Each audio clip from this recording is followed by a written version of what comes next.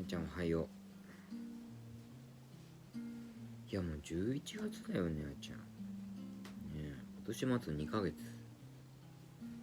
どうなっちゃうんすかねえ。この前だってさ、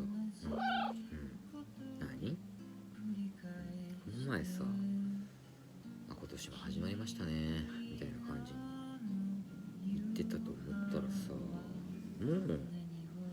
もう11月ですわ。ねえ、にゃんちゃんお尻配信になっちゃうね。じゃあどこ行くの？こっち行くの？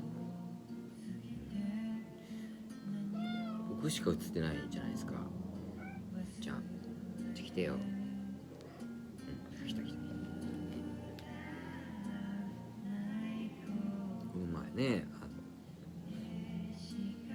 座って姉ちゃん座ってそんなんだからこの前ね、今年も始まりましたねなんて言ってたと思ったらさ、も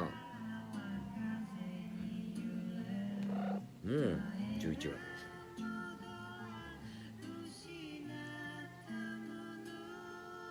どうしますか？時間なんてものはすぐ経っちまうもんですね。にゃんちゃんも僕もね、そうやってあっという間におじいちゃんおばあちゃんになっちゃうのかな。ね。座んなさい。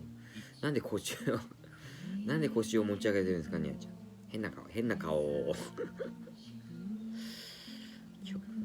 今日も変な顔いいじゃんいい一日でありますよ。それでは失礼します。ご飯食べる？